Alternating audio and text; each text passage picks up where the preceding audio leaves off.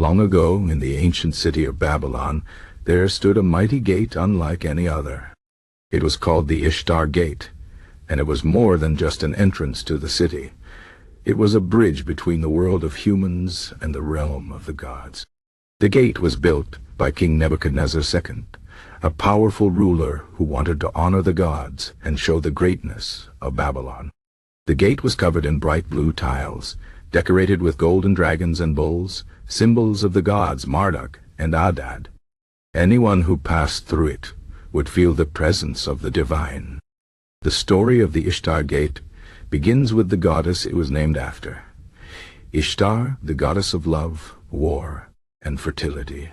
She was one of the most powerful deities in Mesopotamia, feared and worshipped by kings and common people alike. Ishtar was not just gentle and kind. She was fierce and unpredictable. She could bring joy and passion, but she could also bring destruction and chaos. The people of Babylon believed that passing through her gate would bring them her protection and favor. But the Ishtar Gate was not just about Ishtar. Beyond it stood the temples of many gods, each with their own stories and powers. The most important of these was Marduk, the chief god of Babylon. He was the god of creation and storms, the one who brought order to the universe. The people believed that without Marduk, the world would fall into darkness. Every year, during the New Year festival, the king would walk through the Ishtar Gate and enter Marduk's temple to ask for his blessing. It was a sacred journey, a moment when heaven and earth met. Another god linked to the gate was Adad, the storm god. The bulls on the gate's walls were his symbols. Adad controlled the rain, the winds, and the thunder. Farmers prayed to him for good harvests, and kings asked him for victory in battle. The people feared his anger, for when Adad was displeased, he would send floods and storms to punish them. But when he was happy, he brought life-giving rain that made the land flourish. Then there was Nabu, the god of wisdom and writing. He was the son of Marduk, and his temple stood near the gate as well. Nabu was the keeper of knowledge, the one who gave scribes the skill to write and record history. The Babylonians believed that without writing, the words of the gods would be forgotten. Kings would consult Nabu's priests before making important decisions, for they believed he could see the future. But the Ishtar Gate was more than just a place of worship.